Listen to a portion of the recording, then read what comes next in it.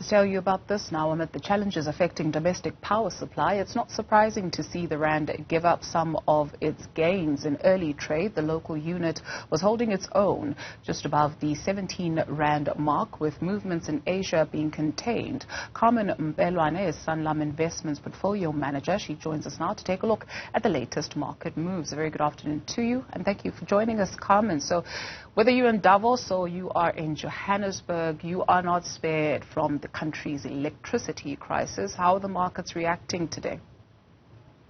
Today is a bit of a sideways movement at the moment. As you said, trying to absorb the news around the load shedding and the latest that the probability of a recession is increasing in South Africa. We are seeing the resources sector come off, and that's likely on the back of those weaker production numbers.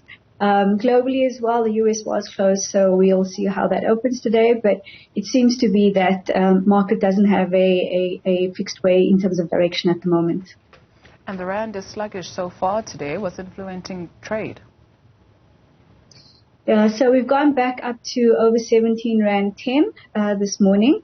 Probably largely fueled again by the concern and the risk off in terms of load shedding and the likely impact thereof. As we've seen, the president has cancelled his trip to Davos to try to or attempt to find some kind of consensus or a way forward for load shedding.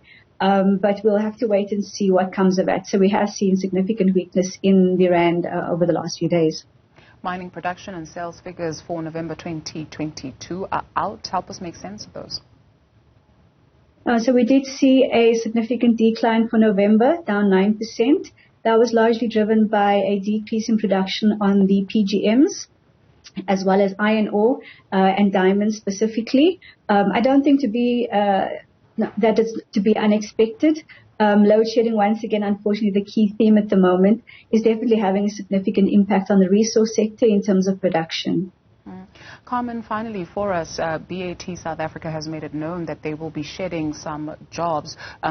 What does this say about the year ahead for companies?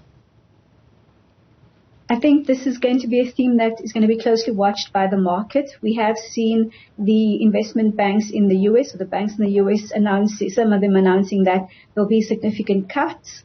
That had been cautioned a few months ago, so not too much of a surprise. But I think here at home we are seeing the run-off in terms of, as you mentioned specifically, BAT. Cost cutting is definitely going to be a key theme for the year, as we see a lot of the economy under strain and therefore companies under strain. So this is probably not the first of these kind of stories. Unfortunately, Carmen Mpelwane is Sanlam Investments portfolio manager. Thank you very much for joining us.